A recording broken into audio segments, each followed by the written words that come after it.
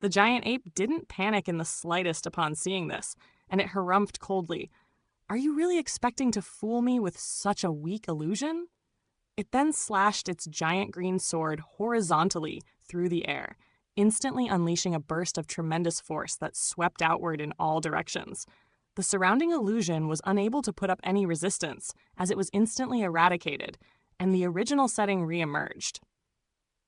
However, at this point, a pair of yellow puppets had appeared on either side of the golden ape, and they were no more than 100 feet away. Both of the puppets were glowing with radiant yellow light that was interspersed with bursts of formidable law power fluctuations.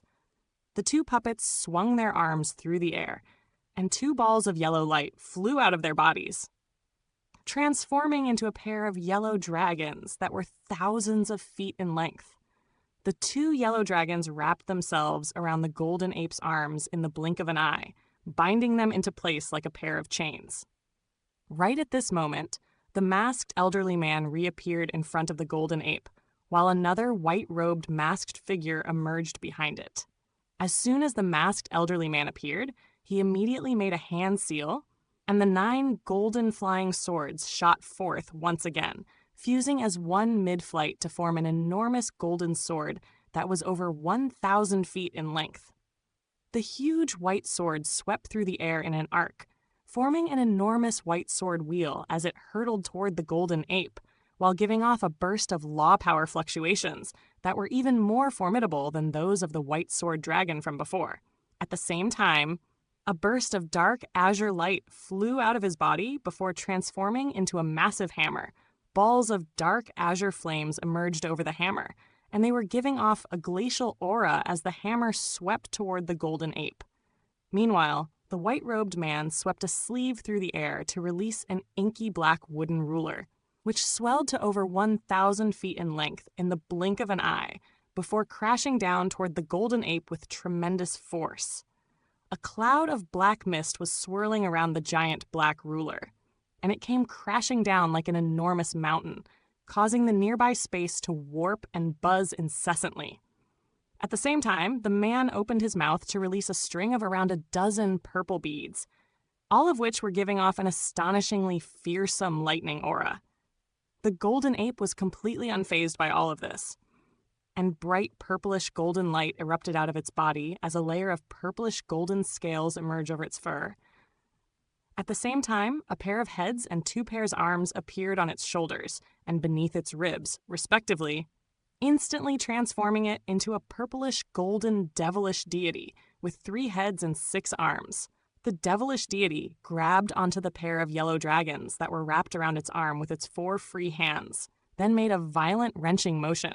A burst of indescribably tremendous power erupted out of its body, causing the nearby space to ripple and compress to an extreme degree. A resounding boom rang out as the pair of yellow dragons were torn apart as if they were made of tofu, then disintegrated into a vast cloud of yellow mist.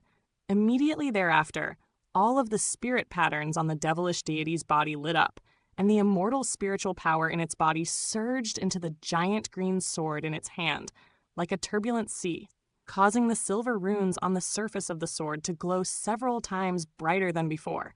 As the sword was swung through the air, it released a burst of mountainous, interspersed with law power fluctuations in all directions, threatening to tear the very space apart. A string of thunderous booms rang out as the 2 puppets, the white sword wheel, the dark azure hammer, and the giant black ruler were all sent flying like weightless feathers as soon as they came into contact with the almighty green sword.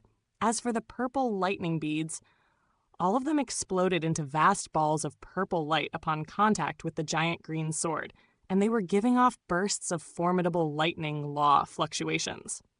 However, these purple balls of light were then instantly inundated and swept away by a wave of dark green sword light. The masked, elderly man and the white-robed man shuddered violently as they were also sent flying back through the air, and they stumbled back for several thousand feet before finally managing to steady themselves. Both of them had blood flowing down the corners of their lips, and they were utterly astonished by the unfathomable power of their opponent. The white-robed man gave the masked elderly man a vicious glare, then immediately turned and fled into the distance, doing so in such a hurry that he was even leaving his black ruler behind. The masked elderly also immediately fled the scene upon seeing this, but the devilish deity wasn't about to let them get away, and it chuckled coldly. "Why don't you stay and keep me company?" Immediately thereafter, the mantra treasured axis appeared behind it, releasing waves of golden ripples that instantly spread through the surrounding area in a radius of over 10,000 feet, encompassing both the masked elderly man and the white-robed man within them. The white-robed man's expression changed drastically upon seeing this, and a look of immense horror and regret appeared in his eyes as he exclaimed, "You're Li."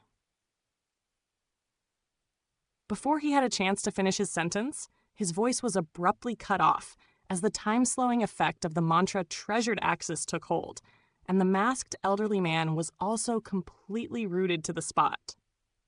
Meanwhile, the devilish deity looked down at the giant green sword in its hand as it gave a pleased nod. The enormous weight of the sword and the immense destructive law powers that it contained made it an ideal weapon to use in this form. Han Li made a hand seal, quickly reverting back to his human form, and the giant green sword also returned to its original size. He then stowed the sword away before turning his gaze to the pair of immobilized figures within the nearby golden ripples.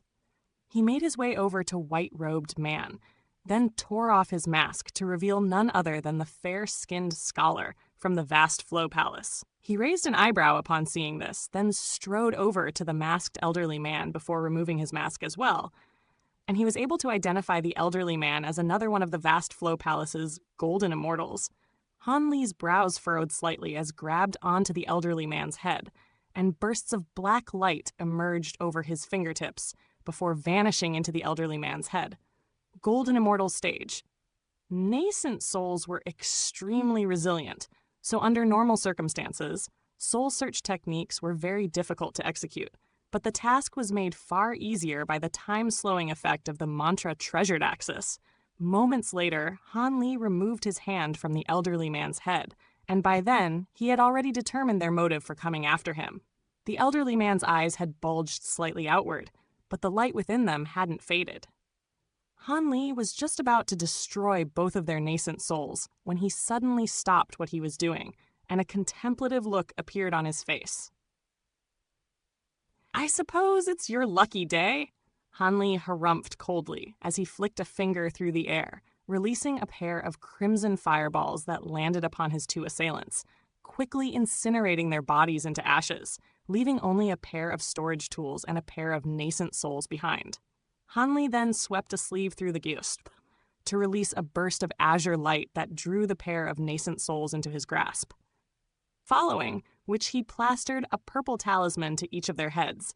A series of purple runes instantly emerged over the pair of talismans to restrict the two nascent souls, and only then did he stow them away. After that, he seized their storage tools, the surrounding immortal treasures, as well as the pair of yellow puppets, then withdrew his mantra treasured axis. All of the surrounding golden ripples faded away in a flash, and Han Li took a glance at Waveview City before quickly withdrawing his gaze. Right as he was about to depart, the sound of applause suddenly rang out. As expected of one of the paramount laws, that was truly a formidable display. Who's there? Han Li's brows furrowed slightly as he cast his gaze toward a certain spot, and a pair of figures immediately appeared there. Much to Han Li's elation, they were none other than Taoist Huyan and Yun Ni, and he made his way over to them as he said, "I'm glad to see you're both safe and well, fellow Taoists." "I can see that you're also doing just fine, fellow Taoist Li," Taoist Huyan chuckled. "When did you two get here?" Han Li asked. "We only just got here, and we arrived just in time to see that impressive display. The 5 golden immortal stage palace masters of the 5 extreme vast flow palaces are all vastly renowned figures in the northern glacial immortal palace, yet they couldn't even put up any resistance against you," Taoist Huyan praised. "You're far too kind, fellow Taoist Huyan. They were simply oblivious to my identity and caught off guard. If they had known who I was from the beginning, then it wouldn't have been so easy for me to defeat them." Han Li replied in a modest manner. Sorry for leaving you behind on your own to face Gong Shuju and Mo Yu, Taoist Huyan said with a hint of apology in his eyes. Yunni didn't say anything, but she also extended an apologetic curtsy toward Han Li with a guilty look on her face. Don't worry about it. The situation at the time demanded for such measures to be taken. We're all alive and well now, so there's no need to apologize for such trivial things. You've always been a really straightforward man. Since when were you the type to get hung up over these things? Fellow Taoist Huyan? Han Li jibed. Well, you've certainly become a lot more carefree than before. Taoist Huyan chuckled, while a smile also appeared on Yunni's face, and with that, they were once again just a trio of old friends enjoying each other's company. We almost died on quite a few occasions back in the Infernal Frost Immortal manner, and the fact that we've survived is very much worthy of celebration. Let's have a drink. Yunni doesn't like drinking much, and it's been really boring drinking on my own. Taoist Huyan said as he swept a sleeve through the air to summon a table and some chairs in midair. So you're saying that you don't enjoy my company? Yunni asked as her expression darkened slightly. Of course not, Taoist Huyan hurriedly replied. What I'm saying is that I don't enjoy drinking on my own. Of course I love having you around. Yunni gave a displeased harumph and turned away to ignore Taoist Huyan. An amused smile appeared on Han Li's face at the sight of their lovers' quarrel, and he sat down onto one of the chairs as he declared, I agree that a celebration is in order. Let's all have a drink. Fantastic. No matter what happens from here, whether that be the entire immortal region being swept up into turmoil, or the vast Flow Palace reigning supreme as the only dominant force, none of that matters here and now. Today, all we're going to focus on is drinking to our heart's content. Taoist Huyan agreed as he also eagerly sat down. Seeing as fellow Taoist Li is with us, I'll let you off the hook for now. Otherwise. Yunni's voice trailed off as she gave Taoist Huyan a cold glare, following which she also sat down. You really saved my skin there, brother. I owe you one, Taoist Huyan said to Han Li in a grateful voice through voice transmission, while Han Li merely smiled in response.